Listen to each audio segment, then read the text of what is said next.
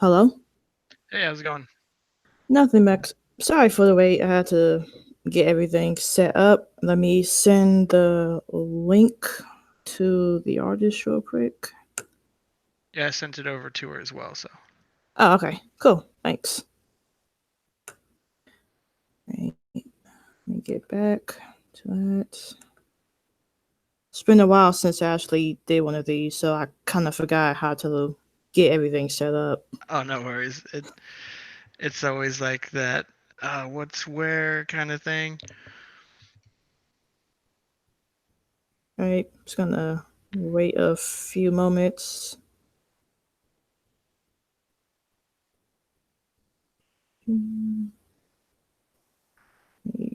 Cancel all that. How's your night going? Not too bad. Had a have a couple days off this weekend. It's a nice long weekend for me before I had to head back to work on Wednesday. Yeah, I think I go in either Wednesday or Thursday myself. Oh, nice. Yep. All right. So, welcome everyone to episode number 3 of Indie Table. Here I have the Raft team. Hello. Hey, Hello. how's it going? Going good. How are you guys doing tonight? I'm doing okay. Let me get everything done setting up. All right. So, guess we can wait for maybe a couple more people to come in. If not, we can just get started. Yeah, I'm sending out a tweet right now. All right.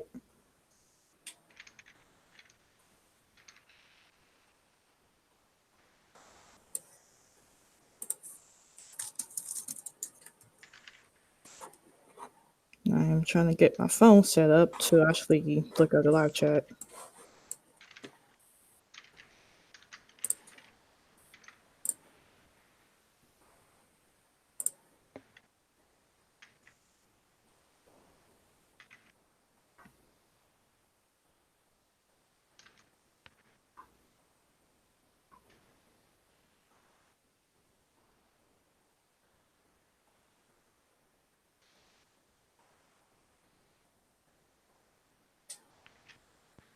All right, got that out. Okay.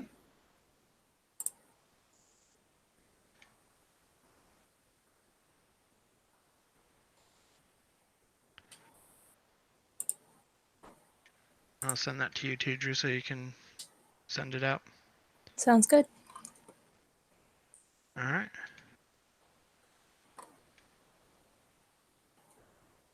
All right, cool. Got everything set up.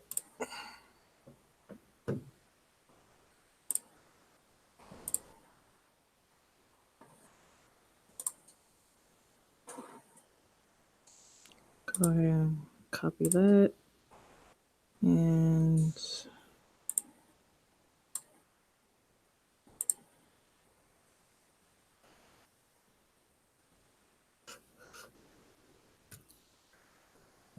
all right, so like I said, welcome everyone to episode 3 of Indie Talk. Not Indie Talk, but Indie Table. Tonight, our guests are the writer and artist of the upcoming project, Wrath. All right, so I guess a quick introduction for you guys. Where did you guys meet and everything? Like, how did you guys meet? I should say. So I actually had my script ready for chapter one of Wrath, and I'd already signed on with Wicked Publishing. So I was looking around for an artist that I thought would match well with my story. So what I did is I had Wicked also looking for potential artists, but I also there's a trend on Twitter where artists will ask other artists to link their stuff. So I was going through those, just scrolling through and looking for things that caught my eye. And Drew was one of them. So when I eventually reached out to her with my crazy pitch, that's what got the ball rolling.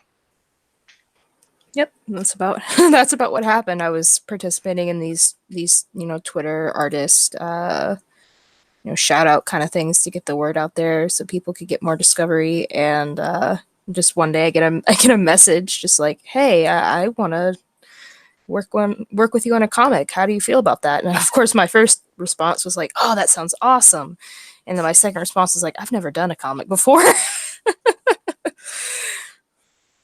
Yeah, I know the feeling. Like, this is like I'm actually working on like a comic myself. This is like the first.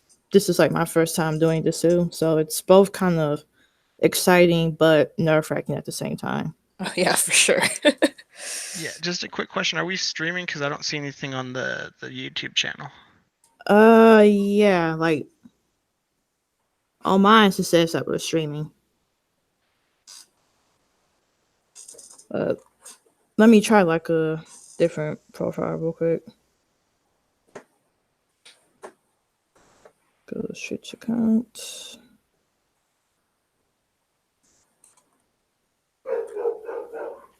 Are you seeing anything on your end, Drew? Let me pull it up real quick.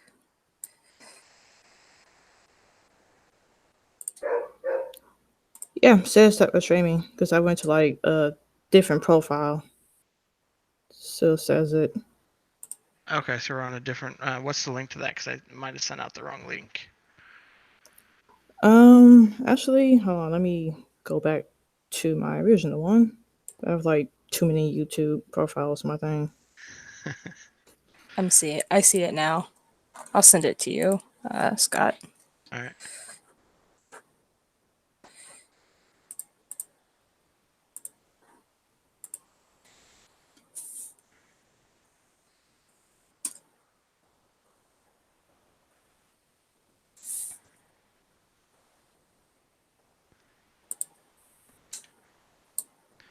Right. There we go.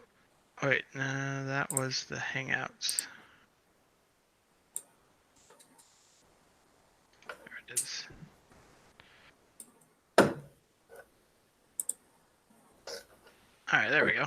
Let me get this out now. All right. So yeah, that was how we basically started working together. She was gracious enough to accept my ambitious proposal of doing a 6-chapter graphic novel, which we estimate to be around 250 pages once we get all the funding. Oh, cool. I actually can't wait for my paycheck to get here, so I'll be able to support you guys. Oh, appreciate that, and we appreciate you having us here and helping us get the word out. No problem. Yeah, we work with Wicked Publishing, so there are awesome fresh successes with Movie Men and the Mythoverse. So we hope to follow suit with our project Wrath. I'm sure you guys will. Looks like a really interesting concept. I especially like the wolf design, but I love wolves, so. Yeah, that was me coming up with a few ideas, and then just Drew really capturing the essence of what I was going for. Yeah, that was a lot of fun. Like, I think you had some concept art done by one of the Wicked guys, and I was like, I definitely can see kind of what you're going for, and I'm just gonna go with like my gut. Like, I want to say when I did that drawing, like I sort of had the pose and the sort of the way it looked already in my brain, so it just had to, you know, figure it out from there. So I'm excited to kind of draw the creature a little bit more. Scott and I were actually talking a little bit earlier today. So the kind of wolf-like form that you see it in now, it won't always look like that. So we were talking a little bit about how, after chapter 1, which is where the creature makes its first appearance, how it's going to change, what it's going to look like as Doug gets more control over it. Cool. All right, so what got you into making comics anyway? Like, Myself, I've always been like a fan of comics and graphic novels and even manga and anime.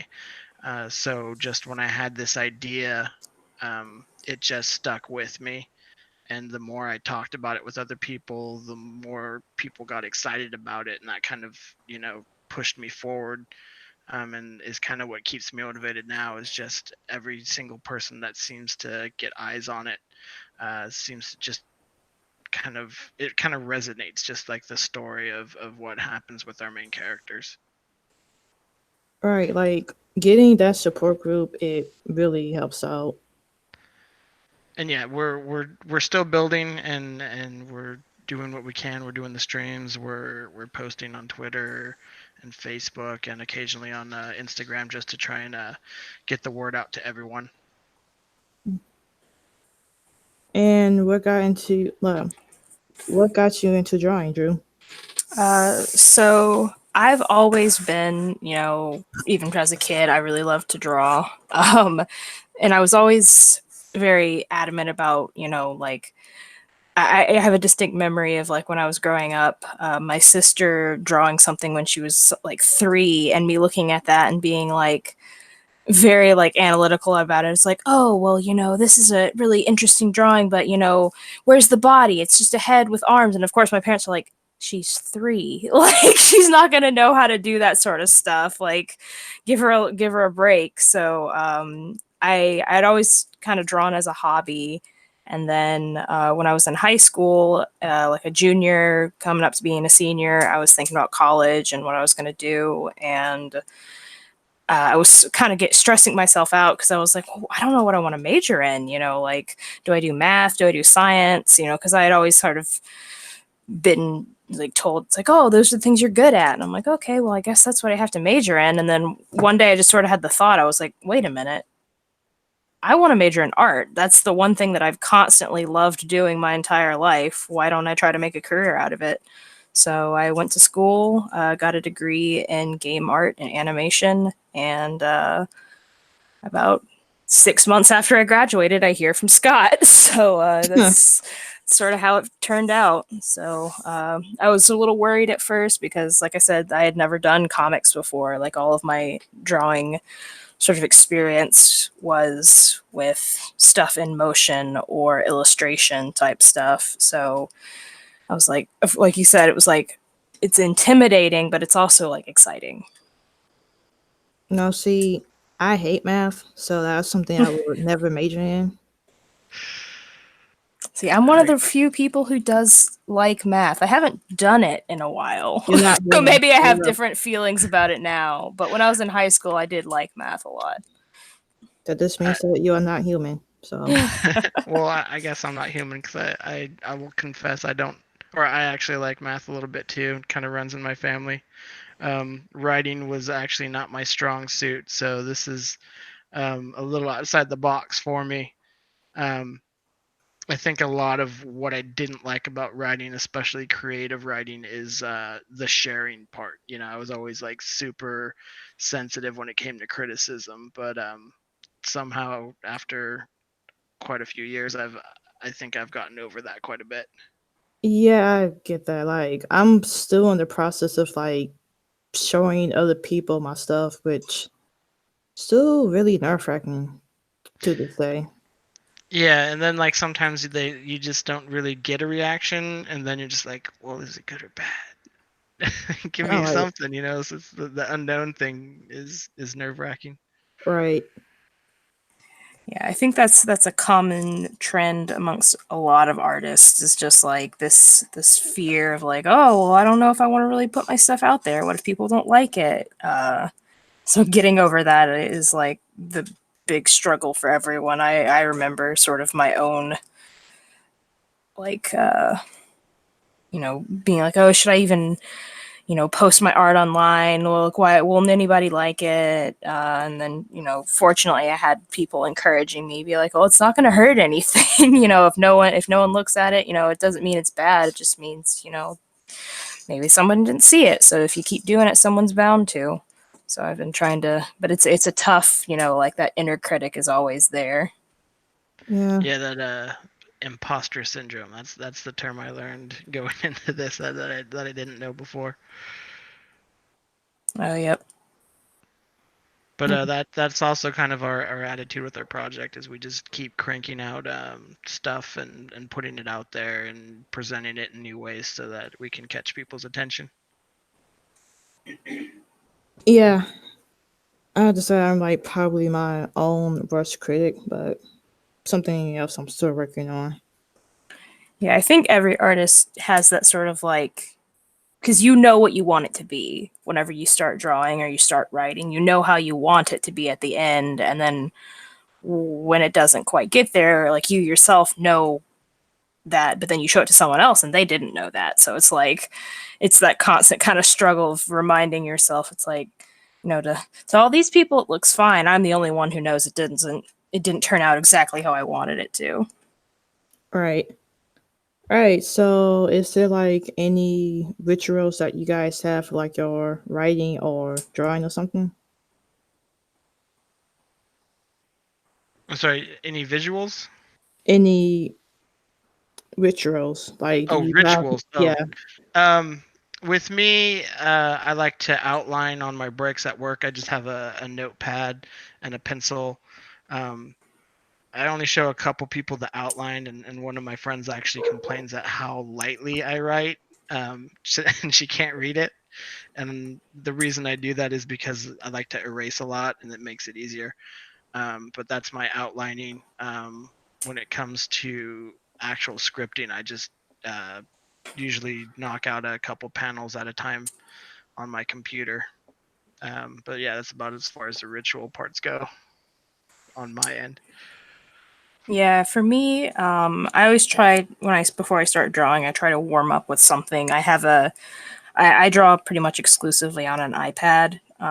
So I have a document on my iPad that's just called Sketchbook, and I usually make myself spend, 15 to 30 minutes just doing really bad sketches in my sketchbook before I start drawing because it, loosens up my arm, gets me a little bit more comfortable. And then when I actually want to work on something, when I go to work on the actual project, I don't have to worry about that sort of frustrating start when you first start drawing, where it's like, oh, well, this line just isn't turning out because my arm's more warmed up and I'm feeling it a little bit better. Yeah, I think for me, my ritual is basically me spending like a good 30 minutes just looking at a blank computer screen and then get upset at myself that the screen is still blank and then just say, you know what, I'm just going to come back to you later, and that later never comes. Also, hello on the real dream. How you doing? Welcome. All right, so I guess you should start talking about the comic now. Sure. So, what is Wrath about? So Wrath is, and this is just the synopsis for chapter one, is the story of two best friends from childhood, Doug and Nicole. Before Doug met Nicole, he had a very dark and traumatic childhood. His mom married young and married the wrong guy with Doug's father, and so it was a very abusive household. His mom was strong enough to kind of take him away from that, and in building a new life for her and Doug, that's how we met Nicole. Fast forward to when they're basically taking their first steps into adulthood. All that anger, resentment, fear has just been festering inside him. It's never really been addressed. Um, and Nicole at the beginning of our story kind of casually brings it up, and it puts him in a foul mood, and so he heads home, and then something happens there that kind of is a catalyst that brings all of that up to the surface while he's thinking about it. He ends up going home, going to sleep, and then his latent ability kicks in that allows him to physically manifest all those dark emotions into a physical form in our what we are calling for now our rage puppy here, who goes out and tracks down those people that hurt him that night. Aw, Rage Puppy. I now want like a plushie of that. That would be awesome. Guess it's time to break out the sewing machine.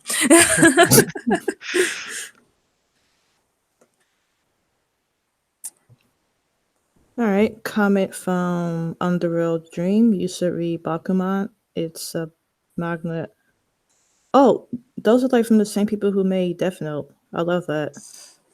Oh yeah, I'm familiar with Death Note. That was a pretty good series. Yeah. It was hard for me to watch after L was out of the picture though, because I really liked him. L was paid to me. I know he yeah. I mean I watched like the whole series where it's like after he left it's like I have nothing to watch now. Have you seen Rise of the Shield Hero? Not yet. I want to. It's like a whole bunch of stuff that I need to finish watching. Yeah. The eternal struggle of trying to keep up with all the shows. Yeah. Yeah, I'll have to check that out. Underworld Dream. That sounds really cool. Is it go over the writing too, or is it just the storyboarding?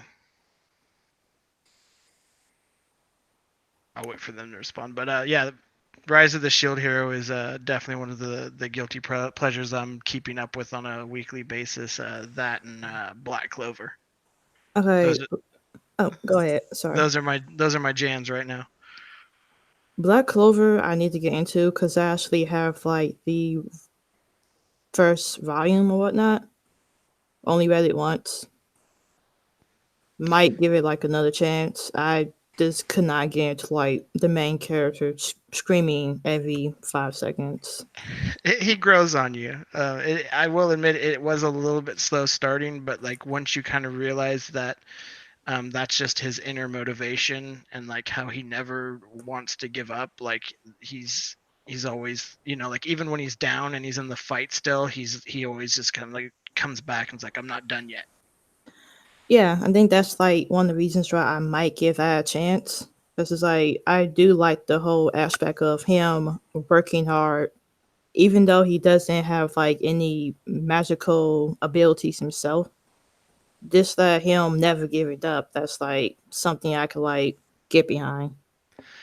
It's also really cool the dynamic of that he has absolutely zero magical power, but that's like his greatest strength later on.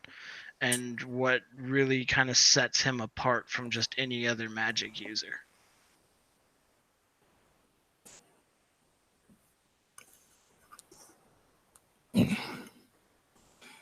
Actually, I might watch that this morning, tonight. It depends on like what time I go to bed, to be honest. I know that life. I always say because it's kind of funny because Scott is usually up super early in the morning and I'm usually staying up really late just because our jobs require us to sort of have different schedules. And I sometimes, my friends will like say stuff about like, well, you're still up, it's like it's 3-4 in the morning, and I'm like, it's not tomorrow until I sleep. Now, see, I cannot do that because me seeing in the morning, I'm like, I have like 4 hours to go to sleep. If I go to sleep right now, that I can get exactly 4 hours of sleep. So I don't have that luxury of staying up until like 3 o'clock on a work day. Yeah, I'm usually on a work night in bed between 9:30 10. So sometimes she'll be working on stuff while I'm sleeping, and I'll wake up to let the dogs out, and then I'll check my phone for an update on what she's doing, and then if there's any feedback, I'll type it out real quick and then go back to sleep. Yeah, I'm lucky. I work in the evenings, so I've got that going for me at least. No, I'm usually like mornings or midday. So I usually like to go sleep between the hours of 12 and 1. But knowing me, I normally don't go to sleep until like 2 or, well, 1 or 2. It's like for some odd reason, that's when, hey, you know that page you've been trying to figure out? Well, here you go. Now you can finally write it. Thank you, Brain. Thank you so much for that. It's the curse of the artist. It's that I'm finally getting in bed, and then all of a sudden the inspiration hits, and it's like, oh gosh, I have to draw this now before I forget. Yep.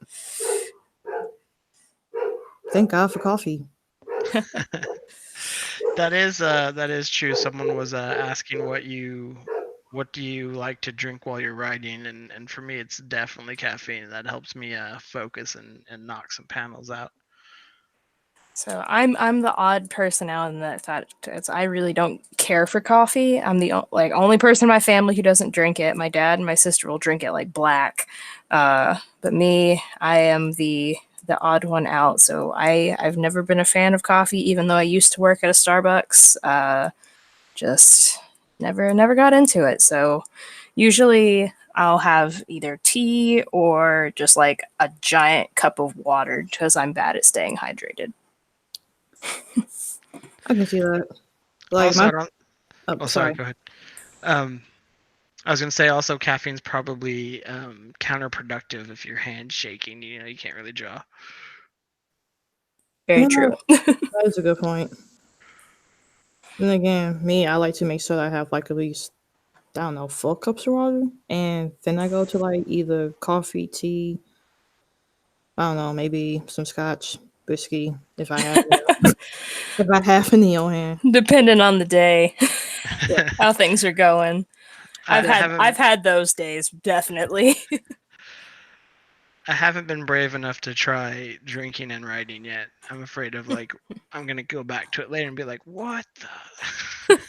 What did I do? I don't know, like my favorite combination is like whiskey in one hand, a nice blunt in the other, laptop like on my lap, and then I just fall asleep without actually writing anything. So It's the thought that that may not counts be a sometimes. yeah, that may not be a good combination. All right, so um, how is Raft different from like any other Kickstarter campaigns out there, like comic campaigns, I guess? I think the one thing that kind of sets us apart is kind of how I put it together, just like as far as art style, theme and everything. I was thinking about this the other day is um when you're younger you kind of go through that like self-identifying phase and you kind of latch on to like one thing, like like there's like the emo kids or whatever. I never really grabbed on to like one thing. It was a combination of things. I never really went all in, and I think I subconsciously did that with Wrath as well. So you'll see like a combination of different things, like we did grayscale to kind of mimic the manga feel that I like. But we also went with the more Western style as far as the art, and then we also tied in like the emotional parts of the creature by putting it in color. Oh, so the comics is in black and white grayscale, but the creature itself is in color? Yeah, if you look at our Kickstarter and you scroll down, we actually have a full single panel page up there that shows what it's going to look like as far as the grayscale environment, and then the creature in a pretty crazy action packed situation there. He's like standing on a knocked over fire barrel coming out of flames. Huh. That actually seems like it will look like really cool and stuff. Yeah, it was actually one of the ideas from my publisher. I was playing around with doing the black and white grayscale or doing full color, and I was explaining the back and forth things and how I had some ideas that I wanted to do with the color on the creatures, but that wouldn't work in black and white. But I also was really like pushing for that grayscale. So I think the artist, because Wicked's actually a writer artist duo. The artist was like, well, why don't you just do the creature in color and everything else in grayscale? And I'm like, can I do that? And he's like, oh, absolutely. And so that's what we went with, and that was just a fantastic idea. All right, so I have to ask, how did you meet like Vicky anyway? Like, Yeah, that's actually really interesting. As I was starting to work on the script, like thinking about how I was going to try and get it out there, um, you know, really had no idea what I was doing. And I met Michael. He's the writer from Wicked at a work function. We were sharing things with the group, something interesting about ourselves, and he mentioned that he was writing comic books, and I mentioned that I was running like a D&D campaign online, just something silly. And he actually came up to me and was asking me about that, and I was like, well, I find it interesting that you're doing comics. It's like, oh, I actually have a small, publishing company that I'm getting going. So I pitched Wrath to him and some of the ideas I wanted to do, and he was like, that's really interesting, which is usually the single word I get whenever I pitch it to someone is that sounds really interesting. But he followed up with Matt, the artist, and I gave him a full pitch, and I signed with him back in December. Oh.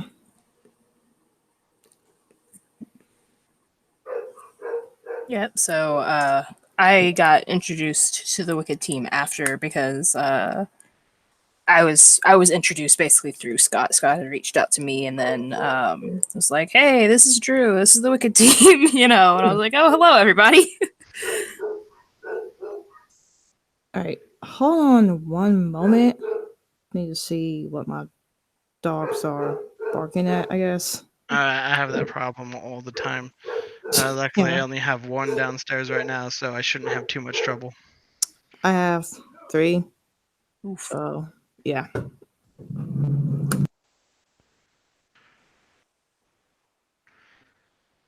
Anyone have any questions from the chat that want to shoot at us while we're waiting? Yeah.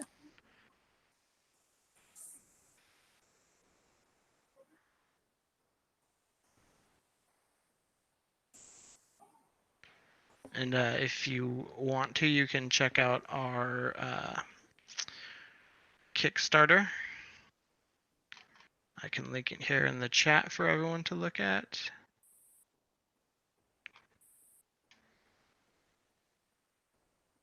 Give me one moment here.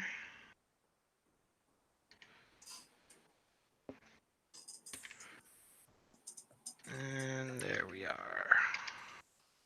There's a link to our Kickstarter. It gives a little synopsis about what this general story is. You also will get some sample pages, some concept art of our main characters and the Rage Puppy here, along with the variant cover that we are offering to our campaign backers only. So you can check out the tiers. We got a lot of different options: digital, standard copy, signed variant, one of each, Kickstarter, or sorry, international. And then we also have some sketching and full color art and cameos on the higher end of the tiers.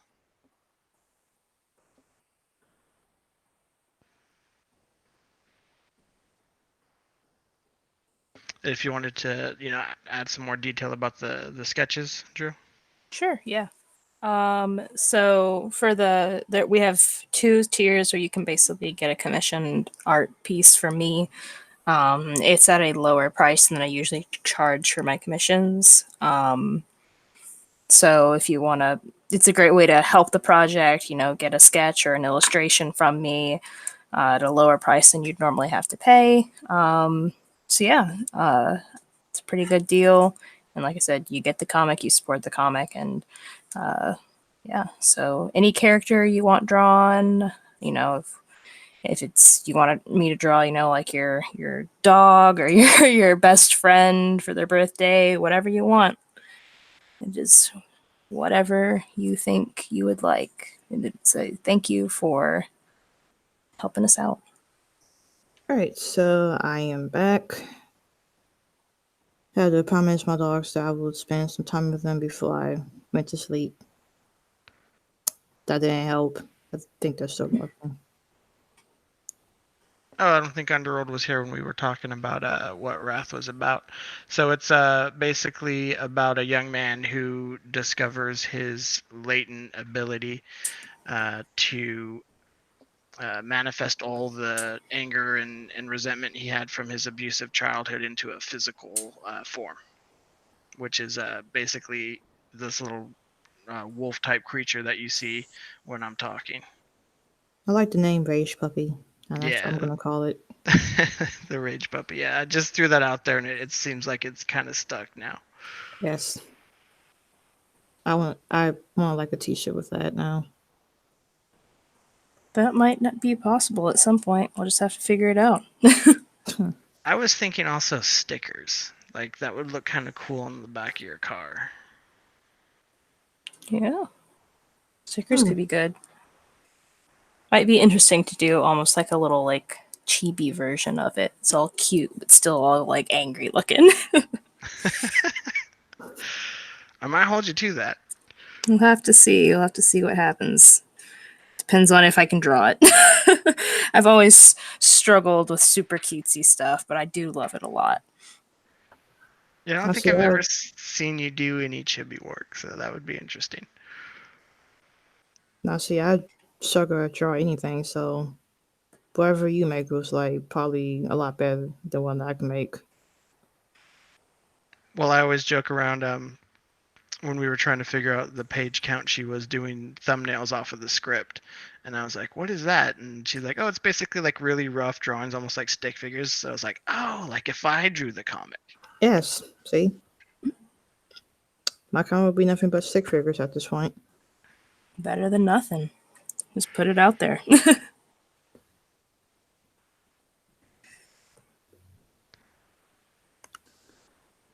All right, so I guess hold on, we can get back to that. To go back to Underworld, we're still pretty pretty low. We're only at 19% right now. So we're still kind of playing around with ideas, but we want to get closer to the finish line before we start talking stretch goals. All right, because if I remember correctly, your thing ends what, June 17th, I believe. Yeah, Yes. that is correct. Today, I say you guys still have like, I think it's like 20 something days, 22 days. yeah, that's enough time. 21 and some change. That's for like what, like almost a month. Yeah, that's like enough time. We're hoping so. We definitely want to see this project happen. It will. Yeah, and one of the interesting things too is I talk about this a little bit on the Kickstarter once you get down to like the goals and everything. Is everything that we generate from the Kickstarter and also from sales that would normally go to me is going to go into the next chapter, because this is a big project, and right now we're just trying to fund the first chapter, which is going to be about 45 pages. So pretty much after we pay Kickstarter and we cover our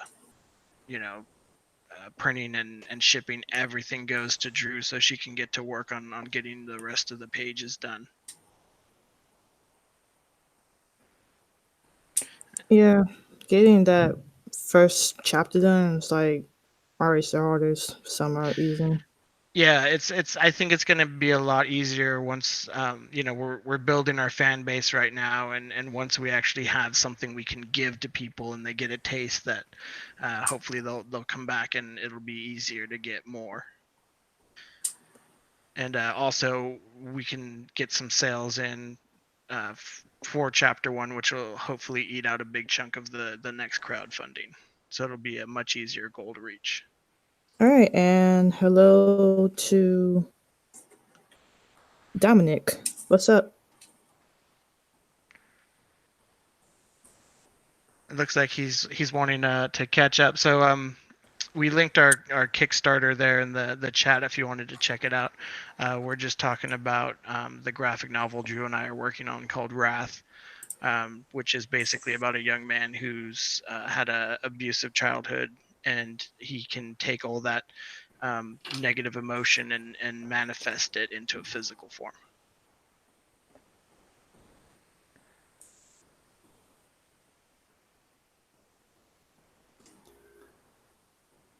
Alright.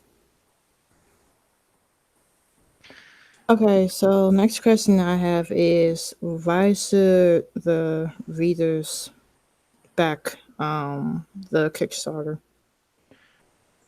Basically, if you like the art, you like the idea, you like the story, if it resonates with you, um, I think part of why I wrote this is that I think all of us kind of have those feelings that cling to us and we can't shake, and that's going to be a lot of a recurring theme throughout the series. Is things happen to us that um, aren't our fault, like, these things are just done to us without any of our consent, and we kind of feel guilty that those things they're happening to us, and we hold on to all that. And I've seen, where that's drag people down, and I've also seen people turn it around and do some positive, and it's a source of motivation for them.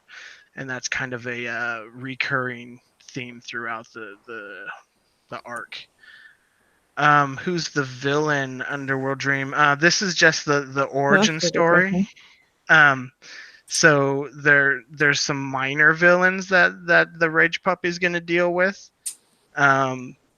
But as far as going forward, the only thing I can really tease is that there's going to be other people out there that have also discovered they have this ability. Oh, so he's not the only one. Mm-hmm. So when he discovers that he's not the only one, but not everybody has as good of a heart as Doug, and not everybody, is using this newfound power to do good things. Dominic, that's an excellent question. This is actually just a standalone Wicked title, so there's no tie-in with the Mythoverse right now. All right, We- so I go would ahead. say just that there may be some Mythoverse cameos, though we're still kind of figuring that out. This is a possibility. Like, it is Wicked, so you might just see like Adobe Kroger like in a crowd somewhere or something. We're gonna have fun with stuff like that. Fighting other werewolves. They're not exactly werewolves. They're manifestations of rage, mostly. They can kind of take on different forms. There's specific reasons that should be more apparent in the story why it first kind of takes on a rage puppy type form. But it's gonna, once he actually gains an understanding of that he can do this, and once he figures out how to do it, it's gonna take on more of a humanoid form. Yeah, so one of the things we wanted to show is just like, just as your emotions are very, malleable and, can kind of change based on the situation, we want the creature to kind of have that same ability. So it's like, at the point in the story that you see it now, he doesn't have any control over it. He is actually asleep when it first manifests, so he doesn't even really remember what happened. He just, kind of has this like dream. He's like, oh, but then he realizes after some of the events of the next day that maybe it wasn't a dream. Maybe there's something to it, and but we don't want it to. It has the ability to change its form and to change its shape. So the reason it takes a kind of a wolfish form, if I can say it, is it's because it has to track something down. So There's that, and there's some things that kind of tie it to his childhood too. for sure, yeah. And it's his subconscious that's really kind of taking over at that point, which is going to be the difference between when he's first manifesting and when he actually consciously does it. It's kind of like his mind makes it into something more familiar to what he's used to, basically manipulating like his own body. Maybe there is definitely some close long-term emotions that have built up between him and Nicole over their childhood and into adulthood, but nothing has really progressed on that side. You Maybe should just ask her out. The way I'm looking at it right now is it's kind of one of those they don't realize they have those feelings for each other yet. So that's going to probably progress slowly throughout the arc.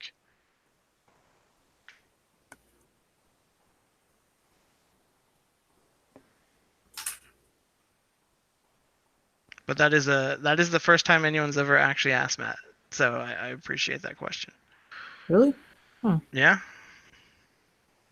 Ooh, I guess people are just expecting this to be more of a doom and gloom sort of sort of comic, which it's definitely got those elements, but we don't want it to be, completely, I mean, dark. there could be romance in like in a Doom or Gloom comics. Just that the love interest will probably just end up dying. So there we Well, go. we don't want that to happen to Nicole, so. Yeah, we'll see. No spoilers. You But can't do this to me, Scott. I don't know the whole story. It turns out Nicole might be dying. Crap. This is all I news can to say me. is I can neither confirm nor deny it. But it is interesting that you brought up this. The first issue is probably going to be darker than the second one. I've finished writing the. Nicole is actually Doug's best friend. If you actually look at the Kickstarter page, you'll see a picture of her and Doug standing next to each other. It's also my profile pic on Twitter as well. But she's his best friend. She's kind of like his moral compass, looking out for him, keeping him, on the right path. Who may be dying on like the last page of his sheet one. What was I going to say about that? So there's another question. All this sounds really interesting and make me more interested in checking out the book. There is going to be quite a big supporting cast. In the first chapter, though, it's going to be your introduction to Doug and Nicole, and then Doug's parents, who are going to be a big influence on how he turns out and how he decides to use this power. So you'll get a bit of them, but there's going to be also a lot of little side characters that are going to make a significant impact throughout the arc. All right, so now I'm beginning to wonder: is like, will there be like anyone else in Doug's family? Not necessarily the parents, but like maybe the grandparents, uncles, aunts, cousins, whoever, who might have like the same thing that Doug has. That's a does Nicole die question. That's you're gonna have to wait and see how that pans out. Can't wait. Oh, I remember what I was gonna say is the first chapter was like doom and gloom, but the second one is basically him confiding his theory in Nicole and them kind of figuring out the powers. So you're gonna see a lot of the positive relationship between them and some of their like quirky humor between their back and forth figuring this out. And also I wanted to also show that even though people have these things buried in them, they can still live like normal happy lives. It's just is just a reoccurring thing that comes up and nags at them sometimes. See, even with the power of friendship, you too, despite the fact that you turn to like a emotional shape-shifting werewolf, you too can find happiness. For sure. I can get behind that. Yeah, that was one of the things that drew me to the project, honestly, when Scott was telling me about it, is like he was telling me, this is going to be kind of a darker story. There's going to be, some themes of like abuse and trauma, but it's not going to be, glorifying that or being overly gratuitous. It's going to be about, how people can overcome that and, that bad things can happen to good people and that those people can make it through it, and I'd appreciated that message. Yeah, sounds like a good message. Sorry, I'll just talk now that I was typing out an Yeah. answer. Yeah, you're He good. was talking about how we're going to other channels to promote it. This is actually our fourth, so we are making the rounds, and I will see if I can touch base with Marmaduke fan and if he's willing to have us on there. Thank you for that tip, because we are looking to do more of these. All right, so what was the, I guess, process of making Wrath? Like, the idea process up until now? You mean like the original like spark, so to speak? Yeah. Um it's kind of a weird story. It's actually the original spark came from me being diagnosed with sleep apnea, which is basically um, my body does all this like crazy harmful stuff to me while I'm sleeping, and I wake up with no knowledge of it. I just kind of have these warning signs, like I had migraines and I was just exhausted, and it kind of got me thinking, like, what if like my emotions kind of got out of control while I was sleeping? And that's kind of where the whole Doug falling asleep and rage puppy thing came from, and I just kind of slowly refined out the idea from there. Huh.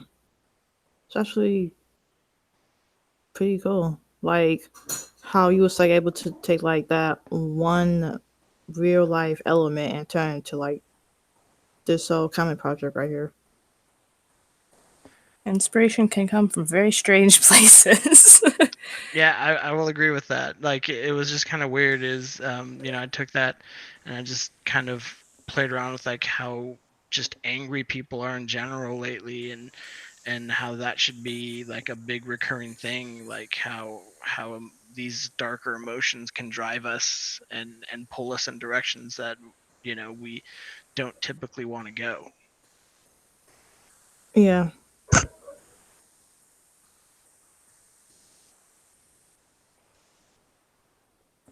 Now I'm curious how Drew.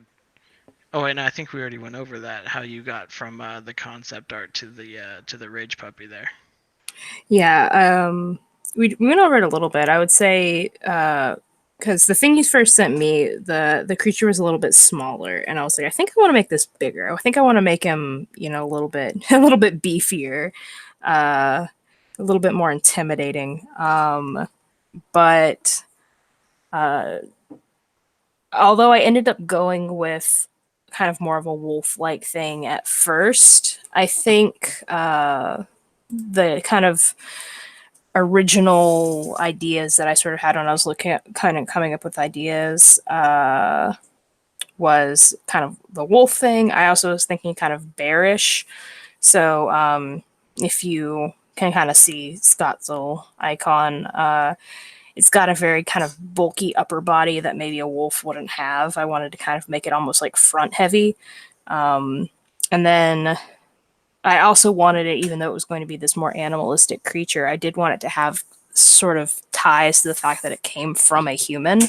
So it actually sort of has these hand-like paws instead of just like a traditional, wolf type paw. And especially with its, front legs, their anatomy almost looks a little bit more human-like than a creature.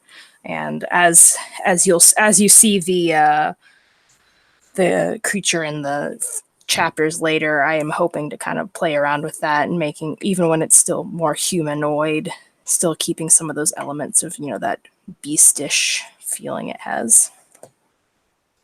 And then when we were concepting it out, we wanted to do something unique with the skin pattern, and I was playing around with the idea of it being like shifting and different every time, kind of to display like the chaotic nature of these negative emotions. And then we had something a little bit different in mind, but then Drew came up with what you have there, which kind of looks almost scar-like, which I thought was just perfect with the themes, like all these emotional scars that people carry with them.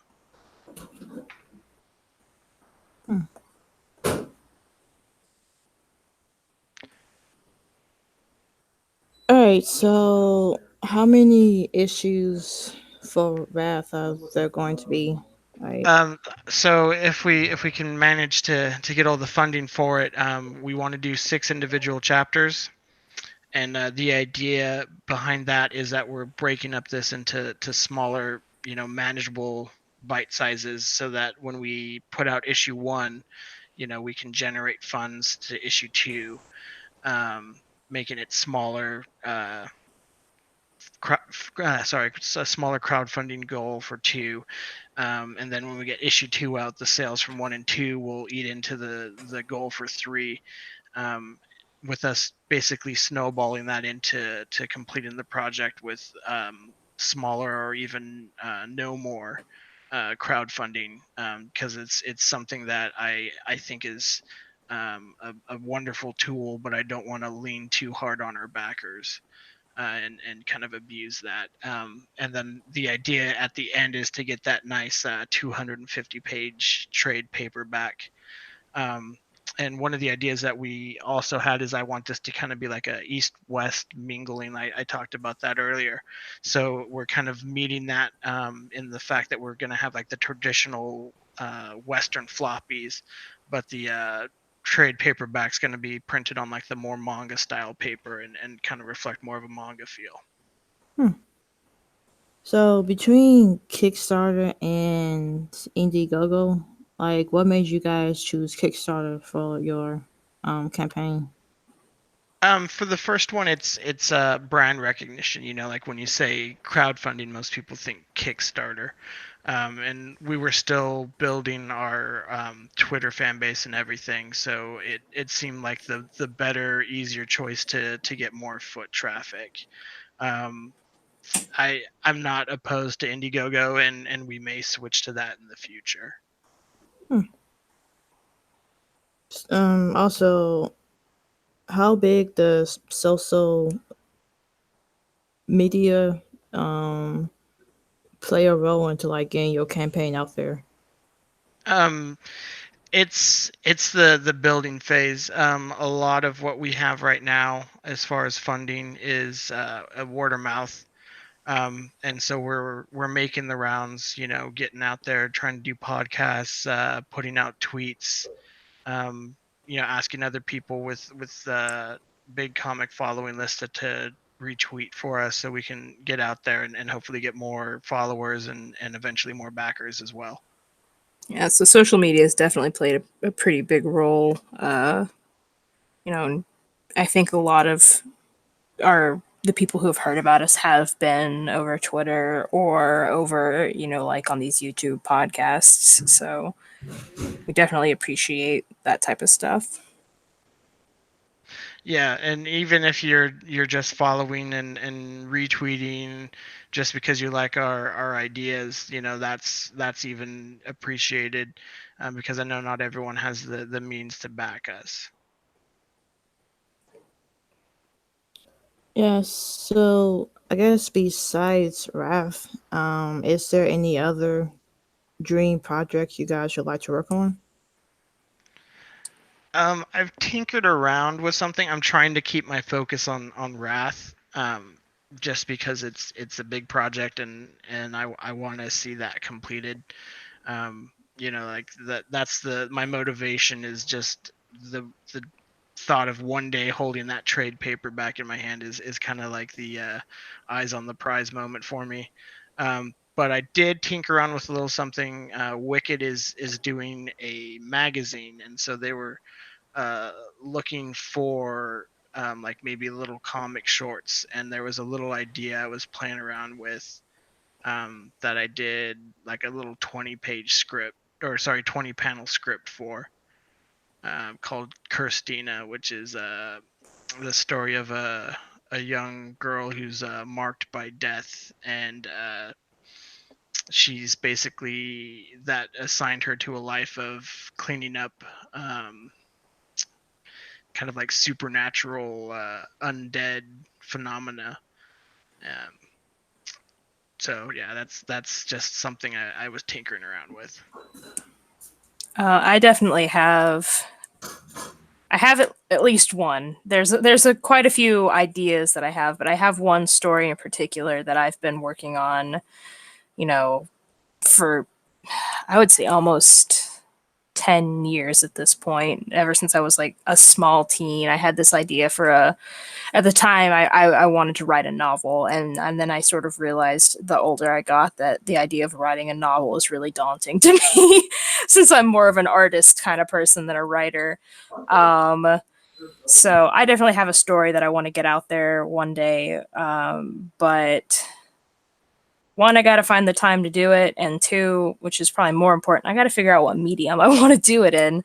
After having gone to school for animation and games, I didn't even consider at the time. I was like, oh, this might make like a really cool RPG or something like that. So I've got tons of little sketches and concept art and stuff like that for this story, but it probably will be quite some time before it actually makes it to the light of day. Same for me. Time is like that one factor where it seems like I have either a lot or none at all at this point. Yeah, for sure. It's the one thing that it's just you always need more of. All right, so do you guys have any advice for like upcoming comic creators, like getting their Well, stuff out there or well, trying to get stuff out there? for me, it was some advice that Dan Harmon gave out, which is if you've got the idea, just start putting it together. Like if you've got something that you feel that other people are gonna like, um, just go to Google, just look up how to create comics. That's how I got started. Is there's all these great little um, tutorials on how to outline, how to script if you're not sure how to do those things, and you can just you know bring your ideas to life that way. It's just getting the motivation to do it, and then start sharing it and get feedback, and you'll be surprised at how many people, if they like your idea, like are willing to help boost you along. Yeah, for sure. I always feel like a bit of a hypocrite when I say stuff like that because it's like oh, you have your own stories, Drew. Well, you should do that. But I do work on that story. I have a full-time job. I do freelance projects like this, lurking on Wrath. So personal time is limited sometimes. But even if it's even if it's not good, I think that's the one thing is I think everyone's afraid of making the art they create or the work that they create. It needs to be good on the first try. And let me tell you, I've rewritten my story probably like 2 or 3 times because I started when I was 13, so not all those ideas are going to be good ideas. But so don't worry about it being good on the first try. There's some quote out there that's like, your rough draft is supposed to be absolute garbage. It's supposed to be horrible because, then that's a sign that what's wrong with it and you're ready to make it better. So I Yeah. say kind of just do it if you've got an idea. It's okay if you're kind of afraid to put it out there, but even if it's just showing your family or showing one of a close friend, getting their feedback on it, just working. If it's something you're truly passionate about, you should do it. And to add on to that, it's definitely a refinement process. You get your basic out there, and then you tweak it, you refine it, you improve it along the way. Then you can even pass it off to other people. Like Drew takes like some of my rough ideas, like the rage puppy here, and just refines them out for you. And so don't be afraid to collaborate and let other people give you feedback on your ideas and help you improve them. Yeah, collaboration can be a really handy tool if you're first starting out, because then not everything's on you. If you want to make, if you're somebody who's always wanted to make video games, just it can be daunting because it's like, oh, I need to know how to do art. I need to know how to do programming. I need to know how to design, but there are people out there who could fulfill those roles. So it's not all on you and to make something. And so there's a lot of opportunities out there for collaboration. And it's a great way to like, especially if it's something you're like, I think I want to work in comics, but I don't know how I feel yet. That would be a great way to kind of get your start without, diving headfirst in on your own. Right. That's what it was for me. Like, I knew at some point I wanted to get like my comics out there, but didn't really have like the drawing talent for it. So it was like a huge relief for me when I actually was like able to save up and find that artist that I've been looking for. For sure, yeah. I always think, it's like, sure, I have a story that I want to tell, but like I think when it comes down to the actually writing part of it, unless I'm planning to do something purely visual, like a comic or an animation, I'm gonna have to get somebody's help telling the story. It's not something I'm gonna be able to do purely on my own. Yeah, there's a lot of. It seems like there's most of that is writers looking for artists, but sometimes there are artists looking for writers as well. Yep. Yeah. All right. So, I guess besides Wrath, is there any comic books, TV shows you guys have been reading, watching, stuff like that? For sure. I I read a lot of webcomics. I think my favorite thing about the webcomic medium is that they're not all of them follow the like exact comic format. There's some neat ones out there that sort of like turn the format on its head and really use the web aspect of it to, you know, make something different. Or it's like whether they add in little animations or, stuff like that. So I would say I have 3 comics that I'm reading pretty regularly that update on a fairly regular basis, that I would recommend. The first and probably my biggest recommendation is a comic called Paranatural. It's funny, it's cute, it's witty. It's about a bunch of middle schoolers who can see ghosts and spirits and fight them. And it's just a fun time for everyone. And it doesn't take itself too seriously. So that would be, you can read it online. It's just Paranatural, as in like paranormal and supernatural squished together. It's by a guy named Zach Morrison. Huh. Have to check that out. I love it to death. I've been reading it for about 3 or 4 years now. Used to update it twice a week, but is currently experiencing some bad carpal tunnel, so it's down to 1 a week until he recovers. Huh. And I've been like using Webtoons a lot for like my webcomic needs. Mm-hmm. That and Tapas. I have like probably too many to like actually keep up with at this point. Yeah. I totally understand that.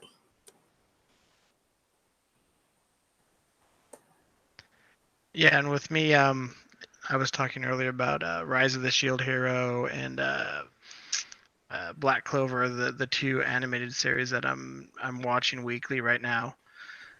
And I'm also a big fan of Bleach, and I was kind of bummed when they canceled this series, since there was a lot more out in the manga.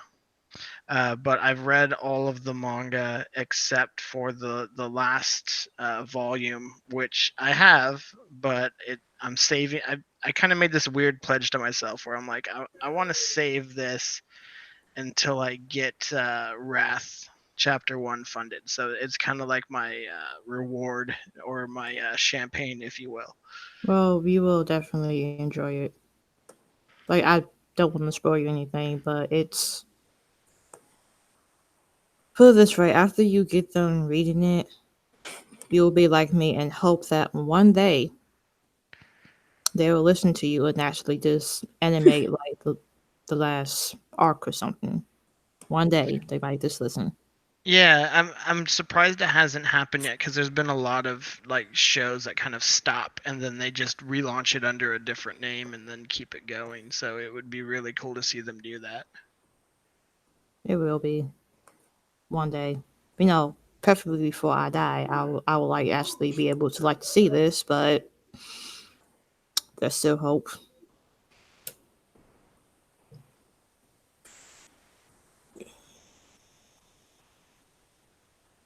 Um, what about movies or whatnot?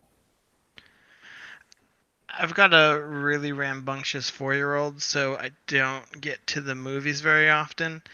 Though we did take her to see Detective Pikachu the other day, and she almost made it through the whole thing. Aw, now see, I still need to watch that or go see it. I saw it with my friends, and I guess my best advice, I enjoyed it, but I think you have to go into it, you can't take it too seriously. Like it's just supposed to be fun and a little goofy. And I mean, Ryan Reynolds is a Pikachu. You can't take it too seriously. I would hope not. Like, who would take that type of movie? I don't know, hardcore fans. There's some out there that are just like, oh, I expected this to be, for this is the first time we're seeing Pokemon rendered realistically. It's like, yeah, but it's still for kids. It's still, Oh, it's still Pokemon. I Mr. mean, Mime is fantastic in that. it has like Deadpool in it, so whoever she is, and it's just supposed to be in this movie. Just went out the window. For Yeah, sure. it is. I think they did a really good job too because like when they talked about making it, they wanted to do a completely different story. Like they didn't want to do the whole let's just take Ash Ketchum and put him on the movie screen. And I think that is what's really gonna carry that movie forward is that it's something unique and new. Now, see, I don't like Ash, so I'm kind of glad that he's not the star of like this movie. But yeah, they go over like the whole like Pokemon trainers and all of that's like part of that world, but it's very unique storyline that involves just the partnership between humans and Pokemon. It's like another one I definitely need to see. Like, I finally got to see Endgame, so kind of happy about that. Yeah, haven't found the time to see that one yet. That one is gonna if I do go see it. We actually have an old school like drive-in movie, so um, we can take the little one with us, and then if she gets bored, we can just hand her one of our phones, and we can still watch the movie without disturbing people around us. It sounds like a plan. I think it's been like years since I actually seen a drive-in. I think it was like Yeah, they're mostly gone. This one has somehow managed to survive. I think it's because um, one they try and keep it fresh. They do lots of promotions and they also run a flea market on the weekends during the day. I think that's what keeps them afloat. ooh, I love flea markets. I haven't been to one in like a while though. Would be nice if I actually go back to one.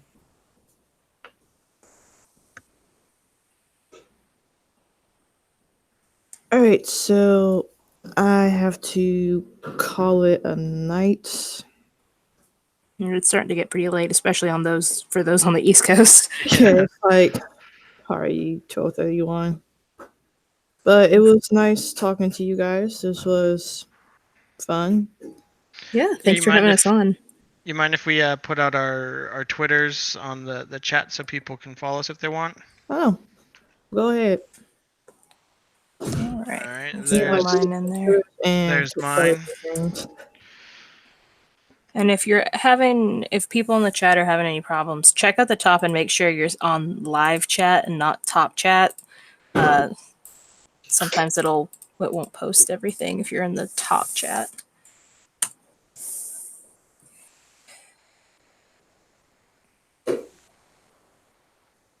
Were you putting yours in, Drew, or do you need me to do it? I just threw mine in there. Oh. See, I'm in the top chat. See, that's what I was warning you about. Shame on you, Drew. You should listen to her. I do. I really need to listen to her more. Yeah, I like that.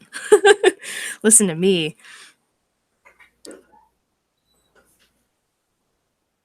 Alrighty, well, thanks for having us on again. This was a lot of fun. Yeah. No problem. And I can also link the Kickstarter one last time. This is like Okay, so- my third live stream, so I'm still trying to get used to like the whole talking aspect, especially when I don't really like talking to begin with. Oh no, you did great. You know, it seems like you had your questions in mind and you just fired through them. So, you know, thanks for having us on and for taking the time and interest in our project. That means a lot to us. No problem. Like I said, project looks really cool. Thank you guys for coming on tonight. Yeah, of course. Yeah. And I don't think we have any more questions. So yeah, I guess have a good evening, everyone. Yep. Good night. Good morning. Have a good one. Have a good one wherever you are. Yep. See ya.